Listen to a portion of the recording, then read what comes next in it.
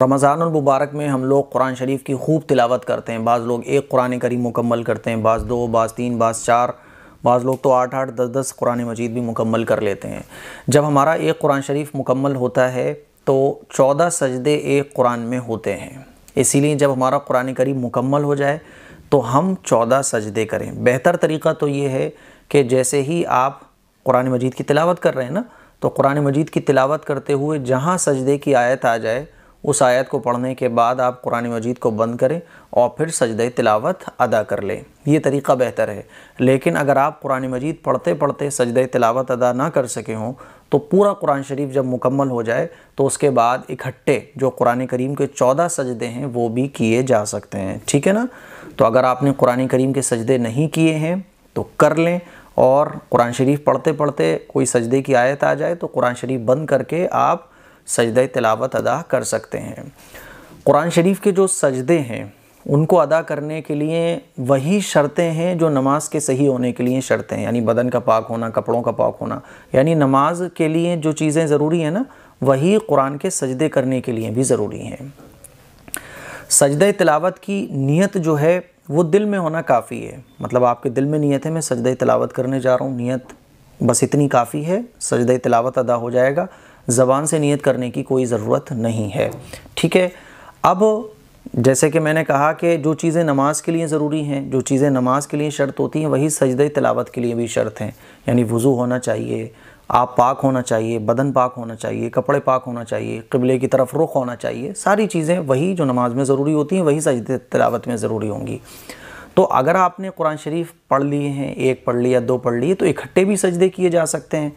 और पढ़ते टाइम जैसे ही आयत आई वैसे ही आप सजदा कर लें, ये भी ठीक है। या आपने 2 पारे पढ़े, 3 पारे पढ़े, इन 3 पारों में 3 सजदे आए थे तो आप जब तिलावत मुकम्मल कर लें उसके बाद 3 सजदे कर लें, 4 सजदे कर लें।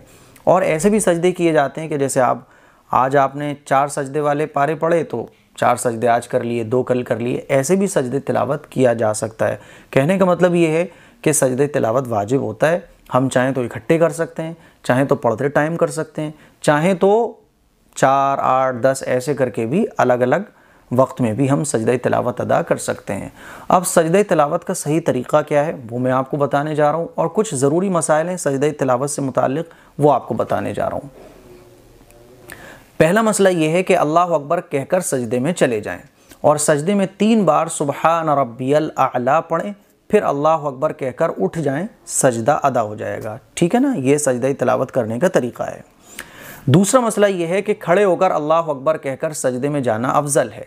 अगर तशाहुद की हालत में बैठ कर करें तो भी अदा हो जाएगा। मिसाल के तौर पे आप बैठ के तिलावत कर रहे थे कुरान मजीद की, सजदे की आयत आ गई तो आप बैठे बैठे ही सजदे में चले जाएं, तब भी सजदे तिलावत अदा हो जाएगा।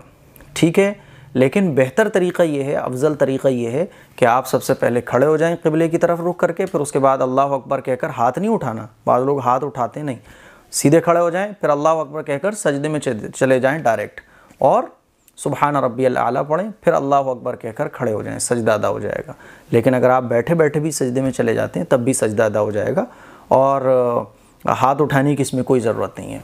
तीसरा मसला है कि अगर हम कोई ऑडियो सुन रहे हैं कुरान मजीद की, कोई वीडियो में कुरान सुन रहे हैं, तो ऑडियो और वीडियो में जो हम कुरान सुन रहे हैं उसको सुनने से सजदा तिलावत वाजिब नहीं होता है। चौथा मसला है कि एक से ज़ायद अगर सजदे की आयत हमने एक ही जगह बैठकर पढ़ी हैं तब भी सजदा एक ही अदा होता है, एक ही होता है सजदा वाजिब।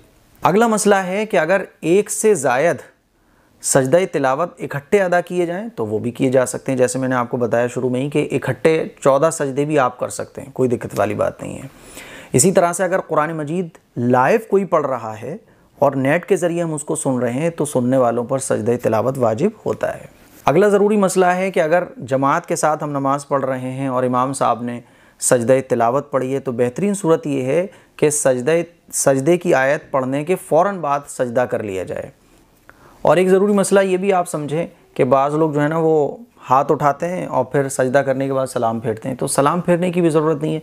नॉर्मल आप सीधे खड़े हो जाएं और अल्लाह अकबर कहकर डायरेक्ट सजदे में चले जाएं, बस हाथ उठाने की कोई ज़रूरत नहीं है। फिर अल्लाह अकबर कहकर खड़े हो जाएं, सलाम फेरने की भी कोई ज़रूरत नहीं है।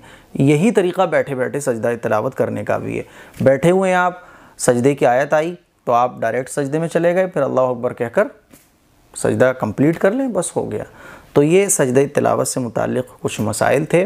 ख़वातीन के लिए भी सजदा तिलावत करना ज़रूरी है, मर्द हज़रात के लिए भी ज़रूरी है। हम लोग रमज़ान में जितने भी कुरान शरीफ पढ़ें, सजदा तिलावत ज़रूर करें। अस्सलामु अलैकुम व रहमतुल्लाहि व बरकातहू।